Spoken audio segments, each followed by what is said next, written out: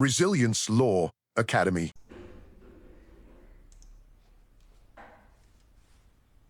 हाँ जी, तो good afternoon everyone.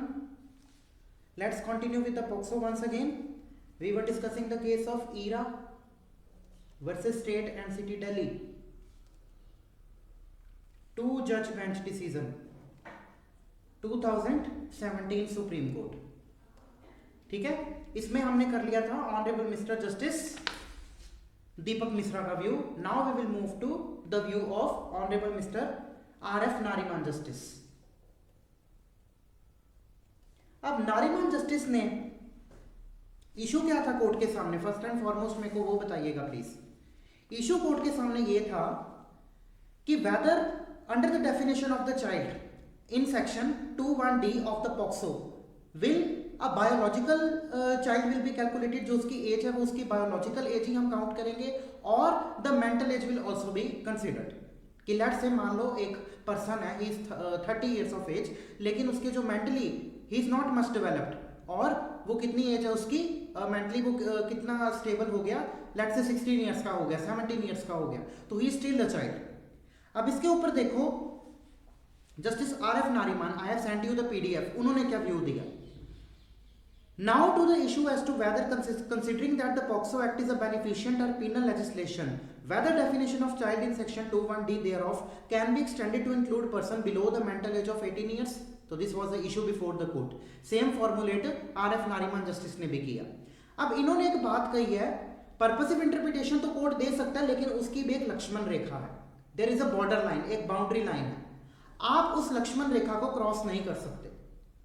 The moment आप उसको क्रॉस कर रहे हो, you are assuming the role of the legislature, that is parliament. Judiciary का वो फंक्शन नहीं होता कि वो पार्लियामेंट का रोल निभाए. एज अगर उन्होंने लिखा है कि कितनी एज होनी चाहिए, प्लस उन्होंने वर्ड लिखा है चाइल्ड, एंड चाइल्ड की एज कितनी लिखी है, less than 18 years of age. और एज और ईयर हमने कैसे कैलकुलेट करना है, as per the definition given under General Clauses Act. तो जनरल क्लॉसेस एक्ट के अकॉर्डिंग हम जो ईयर है वो कैलकुलेट करेंगे, which means the year as per the British calendar. तो by the use of the word age along with the word year, it is clearly implied, it is clearly, you can say, हमको show ये हो रहा है, it is clearly shown that the legislature or the parliament intends to include only the physical or biological age, not the mental age. हाँ, अगर the word child alone had been written और वहां पे as नहीं as alone लिखा होता, वहां पे ईयर ना लिखा होता, तब हम वहां पे मेंटल एज भी कंसीडर कर सकते थे. But that is not the case right now. वो यहाँ पे अभी सिचुएशन नहीं है, तो इसीलिए हम यहाँ पे मेंटल पर्सन की एज यहाँ पे कंसीडर नहीं करेंगे. अगर जुडिशरी ने पर्पसिव या हार्मोनियस इंटरप्रिटेशन देके मेंटली रिटार्डेड पर्सन को भी इसमें इंक्लूड कर दिया, तो that means the judiciary is performing the functions of the legislature. That is what the Nariman Justice is saying. उन्होंने ये कहा, ये जो बॉर्डर लाइन है ना, this is Lakshman Rekha, it is Lakshman Rekha. इसको जुडिशरी क्रॉस नहीं कर सकती. द मोमेंट उन्होंने क्रॉस किया, वहां पे वो एक इलीगल काम करेगा. देखो ध्यान से सुनना please. Part 1 of the statement of objects and reasons makes it clear that the scope of the act is to protect childhood and the youth against exploitation and to ensure that they are not abused in any manner. Definition of child in section 21D shows that it is exhaustive and refers to any person below the age of 18 years. अब Nariman justice कह रहे हैं कि जो definition of the child है that is exhaustive, उसमें कुछ भी इंप्लाइड करने की या इम्प्लिसिट करने की जरूरत नहीं है. It is not non exhaustive, it is completely exhaustive, that is complete in it itself. Year as defined in General Clauses Act means a year reckoned according to the British calendar. This coupled with the word age, तो age is to be read with the word year. ये दोनों words अगर हम साथ साथ में read out करें, makes it clear that what is referred to is only the physical age. यहां पे legislature only and only physical age की बात कर रहा है. सेक्शन 5 के further makes it clear that when mental disability is spoken of, it is expressly mentioned by the statute, and what is mentioned is a child's mental disability and not an adult. अब 5K ना basically बात करता है आपके aggravated penetrative sexual assault की. यहां पे अगर कोई अक्यूज्ड पर्सन किसी ऐसे चाइल्ड के साथ जो कि मेंटली रिटार्डेड है उसके साथ पेनिट्रेटिव सेक्सुअल असॉल्ट कमिट करता है तो that is aggravated penetrative sexual assault, that is an offence in itself, वो अपने आप में ही एक कंप्लीट ऑफेंस है। अब द क्वेश्चन इज, यहां पे नारीमान जस्टिस ये कहना चाह रहे हैं कि अगर लेजिस्लेचर को स्पेसिफिकली मेंटली रिटार्डेड पर्सन या मेंटल एज वाले पर्सन को इंक्लूड करना है तो उसके बारे में वो एक्सप्रेसली लॉ ही बताएगा, दैट इज स्टैट्यूट ही आपका बताएगा। और स्टैट्यूट ने अंडर सेक्शन 5 क्लॉज के ये बात क्लियर की कि अगर कोई मेंटली रिटार्डेड पर्सन के साथ या मेंटली इनकैपेबल पर्सन के साथ सेक्सुअल इंटरकोर्स करता है तो that is more aggravated form of offence, that is more serious kind of offence. तो दैट मीन्स व्हाट, लेजिस्लेचर ने स्पेसिफिकली सिचुएशन को एड्रेस किया है। हम उस सिचुएशन को generally in the definition of child include नहीं करेंगे। अगर लेजिस्लेचर ने करना होता तो फिर ये सिचुएशन जो 5 क्लॉज के वाली है वो यहां पे ना लिखते, लेकिन सिंस उन्होंने लेजिस्लेचर ने पार्लियामेंट ने ये सिचुएशन यहां पे कवर की हुई है तो ये सिचुएशन मेंटली रिटार्डेड पर्सन वाली होल हार्टेडली यहीं पे कवर होगी, उसको आप सेक्शन 2(1)(d) में फॉल करवाने की कोई जरूरत नहीं। That is what Nariman Justice is trying to say. ठीक है कि लेजिस्लेचर ने स्पेसिफिकली एक प्रोविजन बनाई है तो आप उसके अंडर जाओ, रादर देन आप क्यों उसके अंडर जा रहे हो जो वहां पे चीज बताई नहीं हुई। अब यहां पे मेंटली रिटार्डेड पर्सन के बारे में कोई जिक्र ही नहीं किया हुआ, there is no rudiments even, यहां पे कोई बात ही नहीं की हुई, तो why are you bringing it with in the ambit of this provision mentally retarded person को, देयर इज नो नीड। अगर लेजिस्लेचर की इंटेंट थी कि मेंटली रिटार्डेड पर्सन को भी इंक्लूड करना था तो उन्होंने एक सेपरेटली क्लॉज बना दिया, एक सेपरेटली प्रोविजन बना दिया, तो वो डायरेक्टली उसका केस वहीं पे फॉल करेगा and that the accused person will be liable for aggravated penetrative sexual assault. उसको आप चाइल्ड की डेफिनेशन में फॉल नहीं करवाओगे क्योंकि child means only a person who is less than 18 years of age, and age and years are to be read together. इससे clearly ये imply हो रहा है कि it means only the physical age. That a child alone is referred to under the other provisions of the act is further made clear by section 13A, 27(3) and 39. ये भी कुछ provisions है, यहां से भी क्लियर होता है कि ओनली एंड ओनली चाइल्ड की बात की गई है, फिजिकल चाइल्ड की, जिसकी एज एक्चुअली में लेस देन 18 years है। तो there is a difference between कि एक चाइल्ड है who is less than 18 years और there is a person who is more than 18 years लेकिन उसकी डेवलपमेंट नहीं हो पाई। ये भी बात एक्नॉलेज करेंगे जस्टिस नारीमान। देखो, a reading of the act as a whole in the light of statement of objects and reasons thus makes it clear that the intention of the legislator was to focus on the children as commonly understood, that is persons who are physically under the age of 18 years। तो intent क्या है legislature का, उन persons को fall करवाना under the definition of child who are commonly understood as the persons less than 18 years, ना कि वो persons who are mentally less than 18 years लेकिन physically they are grown up, उनको इंक्लूड करवाना नहीं है। The golden rule in determining whether the judiciary has crossed the Lakshman Rekha in the guise of interpreting a statute is really whether a judge has only ironed out the creases that he has found in the statute in the lights of its object or whether he has altered the material of which the act is woven। तो judiciary का काम क्या होता है कि जैसे आप एक कपड़े को आयरन करते हो, एक कपड़े को प्रेस करते हो तो उसकी जो क्रीजेस होती हैं वो रिमूव हो जाती हैं। जुडिशरी का काम सिर्फ ये है कि इंटरप्रिटेशन वैसे देनी कि जो डाइकोटमी है, जो प्रोविजन है, उसके क्रीजेस को आप रिमूव कर पाओ, ना कि जो कपड़ा है, जो फैब्रिक है, आप उसको ही चेंज कर दो। दैट इज की जो वो स्कीम है उस प्रोविजन की आप उसको ही चेंज कर दो। That is not the task of judiciary, that is the work of parliament. In short, the difference is very well known philosophical difference between is and ought to. Is मतलब जो actually है and ought means ऐसा होना चाहिए। Does the judge put himself in the place of legislator and ask himself whether the legislator intended a certain result, or does he state that this must have been the intent of the legislator and infuse what he thinks should have been done had he been the legislator? तो जज का क्या काम है? क्या उसका काम ये है कि ऐसी इंटरप्रिटेशन देना कि वो खुद अपने आप में अज्यूम कर रहा है रोल एज ए लेजिस्लेटर का और वो इंटरप्रिटेशन दे जो वो खुद सोचता है, बजाय कि उस इंटरप्रिटेशन के जो एक्चुअली में लेजिस्लेचर ने देना चाहता है, जो लेजिस्लेचर की देना इंटेंट है। क्या वो इंटेंशन है जुडिशरी की, या जुडिशरी जो खुद ऐसा सोचती है वो उसकी इंटेंशन है? There is a difference between these two. Actually word is इस मतलब जो पार्लियामेंट ने एक्चुअली आपके सामने प्रोविजन रखी है तो जुडिशरी का काम है कि आप उसको इंटरप्रिटेशन करो, ना कि ऑट मतलब जैसा जज सोचता है कि ऐसा होना चाहिए था, this ought to have been, वो नहीं देनी आपको। द मोमेंट आप वो दोगे, you are crossing the Lakshman Rekha of interpretation.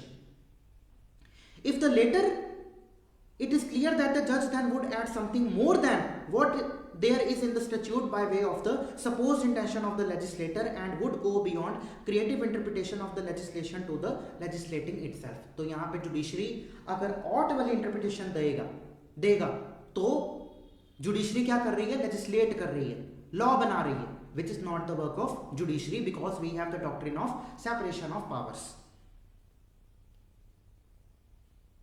It is at this point that the judge crosses the Lakshman Rekha and becomes a legislator, stating that what law ought to be instead of what the law is। Clear हुई ये बात? A scrutiny of the other statutes in pari materia like section 2BC, 34A, Medical Termination of Pregnancy Act, Mental Health Care Act, Rights of Persons with Disabilities Act, ये कुछ examples दिए हुए हैं justice नारीमान ने, show that there is always a distinction between mentally ill person and minor। तो naturally एक distinction होता है बिटवीन मेंटली इल पर्सन में एंड माइनर में। माइनर कौन होगा? Who is a person less than 18 years. लेकिन मेंटली इल पर्सन चाहे बेशक वो 70 साल का क्यों ना हो गया हो, लेकिन उसका बिहेवियर लेस देन 18 ईयर्स का है, तो लेजिस्लेचर की इंटेंशन इन वाले क्लास को प्रोटेक्ट करने की है रादर देन कि इन वाले क्लास को प्रोटेक्ट करने की। तो there is a distinction between mentally ill person and minor person. ठीक है, तो ये उन्होंने जस्टिस नारीमान ने अपनी बहुत अच्छी रीजनिंग दी है। अब इसको लिख लीजिएगा थोड़ा सा please. According to Nariman justice,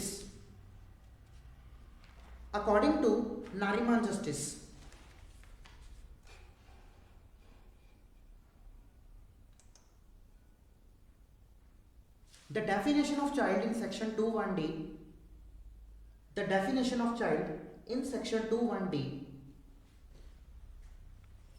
shows that it is exhaustive and refers to any person below the age of 18 years, full stop। year has been defined in year को inverted commas में लिखना, year has been defined in section 366 of General Clauses Act, 3 clause 66 of General Clauses Act। Year has been defined in section 3 clause 66 of General Clauses Act 1897, which means a year reckoned according to British calendar,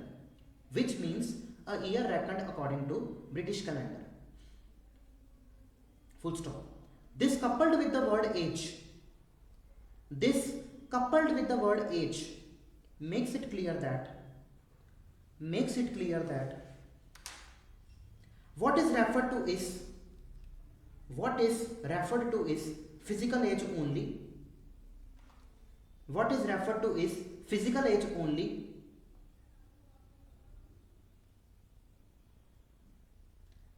full stop। section 5 clause K POXO Act makes it clear that when a mental disability is spoken of, it is specifically mentioned by the statute, and what is mentioned in the child's mental disability, and what is mentioned is the child's mental disability and not the adults, adult को inverted commas में रखना। Therefore, if the word mental is read into section 21D of the act, then it would be doing violence to both the intent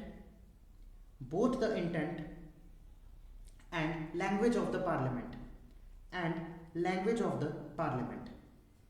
full stop। So it includes only physical age and not the mental age, ठीक है। So here our ERA versus State and City Delhi judgment also gets completed. ठीक है, अभी एक और issue आपके सामने मैं रेज करता हूं।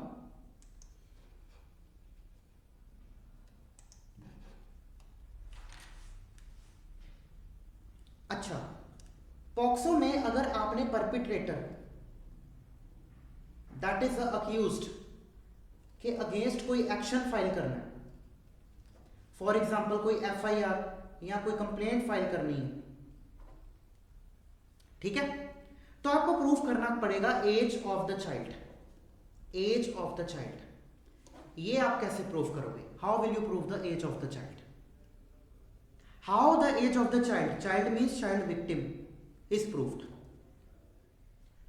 So the answer is there is no provision in the POCSO. There is no provision in POCSO, in the POCSO.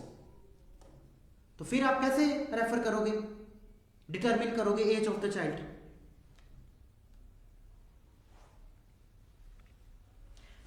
As of the child को जब हम बात करते हैं प्रूफ करने की, चाइल्ड की डेफिनेशन मैंने आपको पहले भी बताया कि जुवेनाइल जस्टिस एक्ट में भी child is a person who is less than 18 years of age, और जुवेनाइल जस्टिस एक्ट में एज की डिटर्मिनेशन का पूरा फुल फ्लेश्ड प्रोसेस गिवन है। Earlier this process of age determination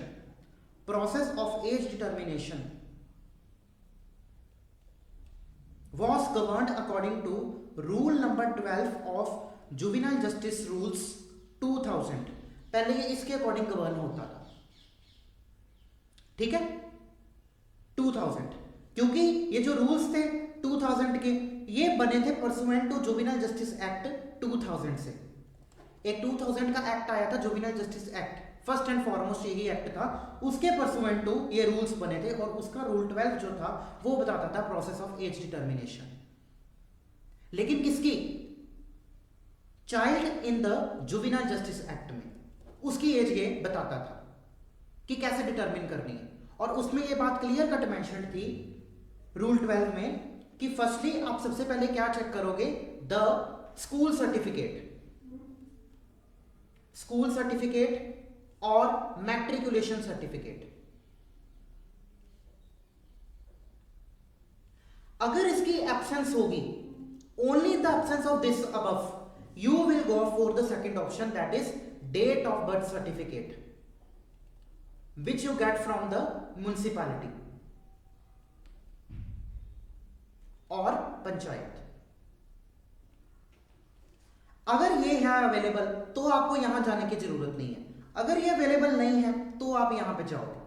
लेकिन लेट्स से अगर ये भी अवेलेबल नहीं है, ये भी अवेलेबल नहीं है, then you will go for the medical procedure, medical test. And what is the famous medical test? That is ossification test. ये भी रूल 12 में लिखा हुआ है, ऑसिफिकेशन टेस्ट। ऑसिफिकेशन टेस्ट को हम बोलते हैं bone density test. Bone density test क्या होता है कि यदि जिस पर्सन की मान लो एज जैसे जैसे बढ़ती जाती है तो उसकी बोन से जो कैल्शियम है ना वो कम होना स्टार्ट हो जाता है, तो ये आपको पता लग जाता है ऑसिफिकेशन टेस्ट से कि उसकी अप्रोक्सीमेटली एज कितनी होगी। अब जो ऑसिफिकेशन टेस्ट है वो एग्जैक्ट एज नहीं बताता पर्सन की, वो बताएगा आपको माइनस और प्लस 6 मंथ्स या 1 ईयर के अकॉर्डिंग, कि जैसे 17 साल 6 महीने, 16 साल 6 महीने, ऐसी एज वो आपको बताएगा।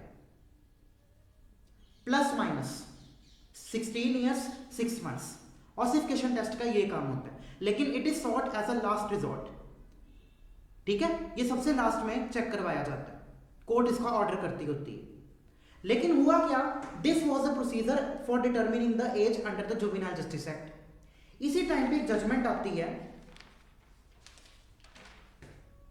Yes, Jarnail Singh versus state of Haryana. It is Jarnail Singh versus state of Haryana 2013 supreme court, 2013 supreme court. इन्होंने ये बात कही कि क्योंकि जुवेनाइल जस्टिस एक्ट में ये रूल्स था, जुवेनाइल जस्टिस एक्ट के रूल्स में ये बात थी कि आप एज कैसे डिटरमिन करोगे, सेम रूल्स एप्लीकेबल होंगे for determining the age of the child victim under POCSO. जो रूल से आप एक जुवेनाइल चाइल्ड की एज डिटरमिन करते हो एज पर rule 12 of juvenile justice rules, 2000, उसी सेम रूल्स के अकॉर्डिंग आप पॉक्सो में जो चाइल्ड विक्टिम है उसकी भी एज डिटरमिन करोगे, same rules will be applicable. ये जजमेंट है 2013 की। लेकिन अब होता क्या है कि 2015 में जुवेनाइल जस्टिस एक्ट नया आ जाता है, new, that is juvenile justice act 2015। और ये जो 2015 का जुवेनाइल जस्टिस एक्ट है, ये 2000 वाला जुवेनाइल जस्टिस एक्ट इसको रिपील कर देता है। और नेचुरली जब मेन लॉ रिपील होगा उसके परसुएंट टू जितने भी रूल्स बने होंगे वो भी रिपील हो जाएंगे। तो रूल 12 जो था वो भी रिपील हो गया। अब जो नया लॉ है that is juvenile justice act का 2015, वो हमको बताएगा कि एज डिटरमिन कैसे करनी है, किसकी, जुवेनाइल्स की। और as per the Jarnail Singh judgement हम वही सेम लॉजिक कहां पे लगाते हैं, चाइल्ड विक्टिम की एज डिटरमिन करने में भी एज पर द पॉक्सो। और इस एक्ट में, न्यू एक्ट में, इट इज सेक्शन नंबर 94 जो आपको बताता है कि आप एज कैसे डिटरमिन करोगे किसी भी चाइल्ड की। ये 94 सेक्शन कुछ भी नहीं है, rather it is a copy paste of rule 12 only of the 2000 rules, juvenile justice rules. ठीक है। तो following the Jarnail Singh judgment, जो रूल से हम, जो मेथड से हम एक जुवेनाइल चाइल्ड की एज डिटरमिन करते थे, सेम रूल हम अप्लाई करेंगे for determining the age of the child under the POCSO as well. ठीक है। तो नेचुरली अब जुवेनाइल जस्टिस एक्ट नया आ गया, इसका जो सेक्शन 94 है इसी के अकॉर्डिंग हम अब under the POCSO child victim की भी एज डिटरमिन करेंगे। तो it is also the main thing. इसमें भी वही सेम बात है कि आपको first and foremost school certificate लेना पड़ेगा। अगर ये नहीं है then you will go for date of birth certificate जो आप म्युनिसिपैलिटी से लोगे। अगर ये भी नहीं है और फर्स्ट भी नहीं है then you will go for ossification test. Ossification test या कोई other medical latest test, latest medical test, आप उसकी भी हेल्प लोगे। ठीक है।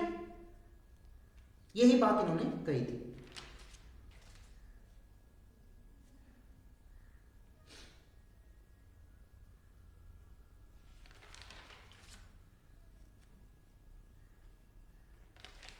Just a second.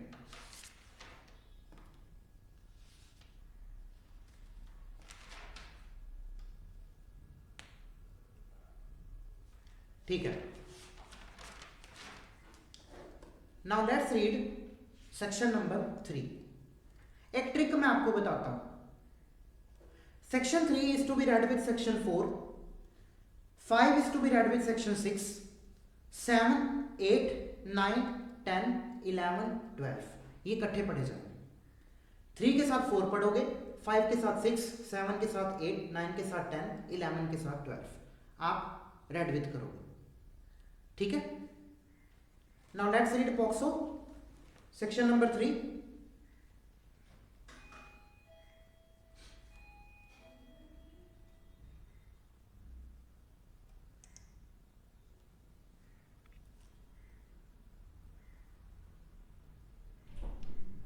इधर ना रेड कलर का एक बेयर एक्ट होगा, पतली सी बुक, वो लेके आना। पॉक्सो का ही है वो।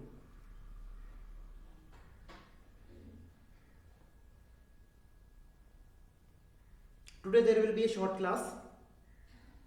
Actually I have to go somewhere.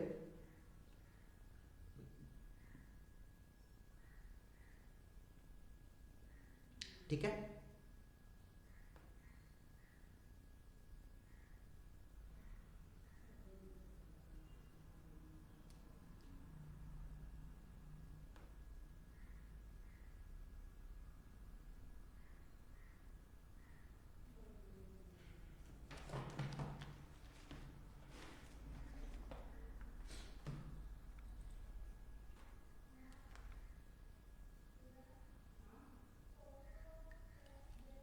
Just a second, मैं बेयर एक्ट लेके आया अपना।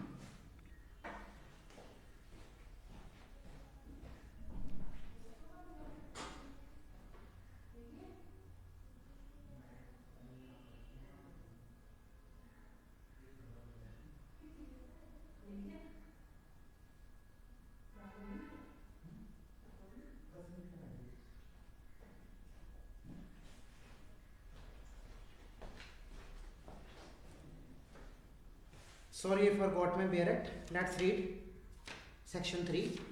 अब सेक्शन 3 में आपको जो ओपनिंग वर्ड्स मिलेंगे वो सेम मिलेंगे जैसे सेक्शन 63 बीएनएस में डिफाइंड है। रेप, वही मेथड से आपका पेनिट्रेटिव सेक्सुअल असॉल्ट का ऑफेंस भी डिफाइन किया गया। लेकिन याद रखना, जो रेप होता है, rape is an offence against women, और penetrative sexual assault is an offence against male also, female also and transgender also. Why? Because इसमें चाइल्ड के अगेंस्ट ऑफेंस हो रहा है। Child can be male also, female also, transgender also, तो it is a gender neutral law. देखो, a person is said to commit penetrative sexual assault. Person, अब इसमें ये नहीं लिखा मैन, रेप में जैसे होता है ना, man is said to commit rape against women, यहां पे लिखा है person is said to commit penetrative sexual assault. Person can be who? It can be male also, female also and transgender also. तो इसमें अक्यूज्ड भी तीनों हो सकते हैं, मेल, फीमेल, ट्रांसजेंडर, और विक्टिम भी तीनों हो सकते हैं, मेल, फीमेल, ट्रांसजेंडर। ठीक है? If he penetrates his penis to any extent into the vagina, mouth, urethra or anus of the child or makes the child to do so with him or any other person. So penetration. B. He inserts to any extent any object or part of the body not being the penis into the vagina, the urethra, anus of the child or makes the child to do so with him or any other person. Or he manipulates any part of the body of the child so as to cause penetration into the vagina.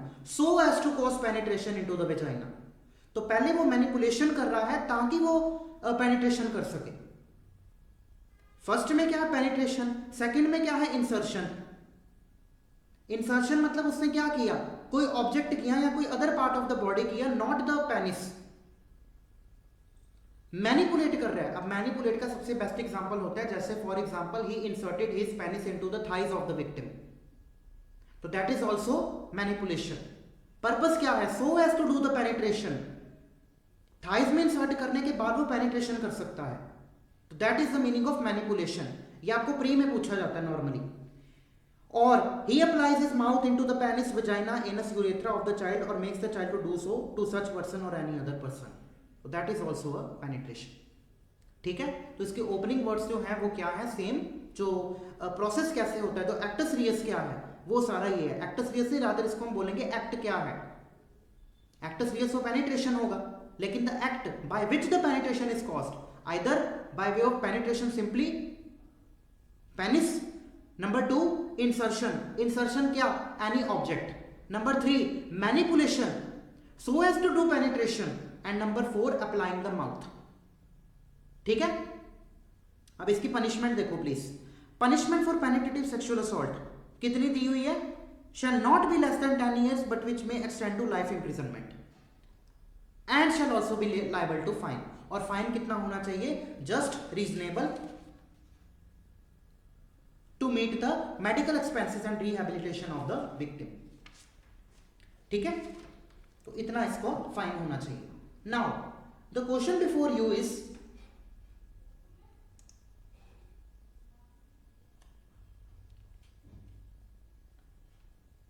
Consent तो इसमें irrelevant होती है। The question of consent does not arise in POCSO. तो यहां पे 2 cases बड़े important हो जाते हैं। Number 1, it is Virendra Singh versus state of Himachal Pradesh. Virendra Singh versus state of Himachal Pradesh. It is 2021 Himachal Pradesh high court, HP high court. Accused suppose 24 years का है, female child let's say at the time of commission of offence 16 years की। इन दोनों में affair चल रहा था। Consensual sexual intercourse, consensual sexual intercourse proof हो जाता है, इट इज प्रूव्ड। बट ये जो फीमेल चाइल्ड है, इसके जो पेरेंट्स हैं, the parents of the female child files a case और FIR against the accused who is 24 years of age। Now the question before this court was कि क्या accused को बेल मिलना चाहिए। अब यहां पे क्वेश्चन ये नहीं है कि उसको ज्यादा सजा मिलनी चाहिए या कम सजा मिलनी चाहिए, उसने ऑफेंस कमिट किया है या नहीं किया है। ऑफेंस तो उसने कमिट किया है, नो डाउट, क्योंकि child is less than 18 years of age, 16 साल की है वो लड़की। अब यहां पे उसको कंसेंट दे या ना दे इममटीरियल है, लेकिन यहां पे उसका कंसेंशुअल सेक्सुअल इंटरकोर्स प्रूव हो जाता है। The question before the court was क्या उसको बेल मिलनी चाहिए कि नहीं मिलनी चाहिए। सो यहां पे हिमाचल प्रदेश हाई कोर्ट ने ये रीजनिंग दी कि ये जो कंसेंशुअल सेक्सुअल इंटरकोर्स है, it may act like an mitigating factor. Mitigating factor mitigating factor वो फैक्टर होता है जो आपकी लाइबिलिटी को, जो आपके क्राइम है उसको मिटिगेट करे, रिड्यूस टू करे। अब चाइल्ड जो थी, गर्ल चाइल्ड जो थी, वो क्या थी, खुद उसने कंसेंट दिया था, इवन तो उसका कंसेंट इमटेरियल है, लेकिन she is grown up, she is well matured, उसको पता था कि वो क्या करना चाह रही है, काफी टाइम से वो अफेयर में भी थे, वो प्रूव भी कर देती है कि हाँ हमारा सेक्सुअल इंटरकोर्स हुआ था, क्रॉस एग्जामिनेशन में वो सस्टेन भी कर जाती है, एविडेंस भी सारे क्लियर हो जाते हैं and it is completely proved, यहां लिखा ना मैंने प्रूव्ड हो जाता है, प्रूव हो गया कि उनका कंसेंशुअल सेक्सुअल इंटरकोर्स था। अब नो डाउट यहां पे उसकी कंसेंट वैसे तो इमटेरियल है, लेकिन the question was for the granting of bail, तो कोर्ट ने ये कहा कि yes he will be granted bail because it will act like a mitigating factor. Secondly court ने ये कहा कि ये जो अक्यूज पर्सन है he is of 24 years of age, इसका पूरा का पूरा करियर खड़ा हुआ है। यहां पे खाली जो अक्यूज्ड पर्सन है उसकी लायबिलिटी नहीं होगी, क्योंकि यहां पे कंसेंट उसकी भी थी, फीमेल चाइल्ड की भी थी, पूरा का पूरा करियर 24 इयर्स का person is not settled right now. आज की डेट में 24 साल का लड़का सेटल नहीं हो पाता, तो कोर्ट ने कहा कि इसका पूरा का पूरा करियर स्टैंडिंग है, so it is a progressive judgment, you can say so. Plus he is first time offender, he is first time offender, इसने पहली बार ऑफेंस कमिट किया है, he is not an habitual offender, ठीक है। तो that is why also they are also in 3 grounds के ऊपर these all are considered to be a mitigating factor और इसको बेल ग्रांट हो जाती।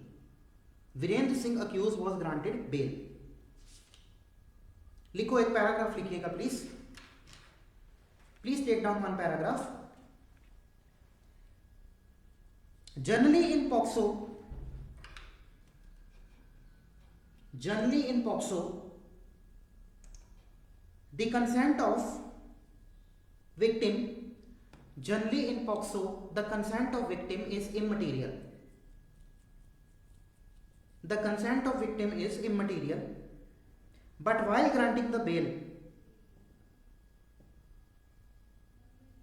if it was a consensual sexual intercourse, if it was a consensual sexual intercourse which is proved between accused, which is proved between accused and victim, then it might act as a, then it might act as a mitigating circumstance for bail, then it might act as a mitigating circumstance for bail, and in such cases bail may be granted, and in such cases bail may be granted।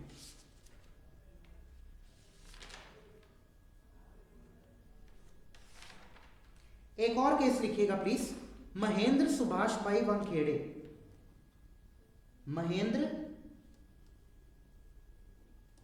Subhash bhai Wankhede versus state of Gujarat, 2017 supreme court.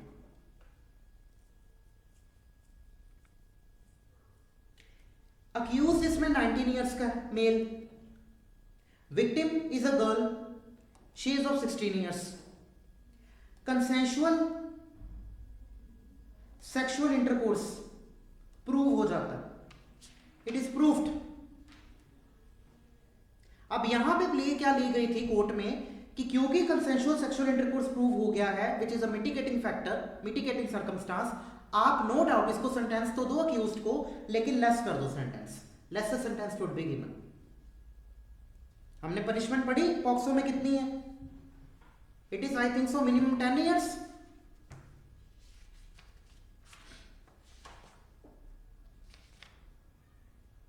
हाँ, which shall not be less than 10 years, 10 years इसको मिलेगी, मिलेगी without a doubt इसको 10 years मिलेगी, लेकिन विच में maximum extend to कितना हो सकता है, life imprisonment. 10 years is minimum and life imprisonment is maximum. तो प्ली ये ली गई कि क्योंकि कंसेंशुअल सेक्सुअल इंटरकोर्स प्रूव हो गया है तो आप इसका जो सेंटेंस का टाइम है वो रिड्यूस टू कर दो। अब 10 इयर्स तो मिलना ही मिलना है, तो लेट्स से कोर्ट इसको सिर्फ 10 इयर्स ही दे दे, या 11 साल दे दे, 12 साल दे दे, लाइफ इंप्रिजनमेंट मत दे। तो in these cases mitigating circumstance जो है वो कंसिडर क्या हो जाता है, कंसेंशुअल सेक्सुअल इंटरकोर्स, अगर वो प्रूव हो जाए तो, ठीक है। तो वहां पे कोर्ट जो है वो उसका सेंटेंस कम भी कर सकती है। और यहां पे गाइडलाइन दी गई थी, नॉर्मली ऐसे केसेस में क्या गाइडलाइन दी गई थी कि जो period already undergone in jail है, मान लो कि ट्रायल चल रहा है और अक्यूज पर्सन है, इसको लेट से बेल नहीं मिली, तो ये कस्टडी में है कोर्ट की, ठीक है। तो जितना टाइम ये कस्टडी में है, ट्रायल चल रहा है, पूरे केस चल रहा है, तो जितना टाइम ये कस्टडी में है, कोर्ट की जेल में है, उतनी ही इसको सेंटेंस दिया जाए। कि फॉर एग्जांपल मान लो वो ट्रायल चला उसका 2 साल, तो इतना ही उसको सेंटेंस दिया जाए। That is the period already undergone in the jail, ठीक है। So that's Resilience Law Academy.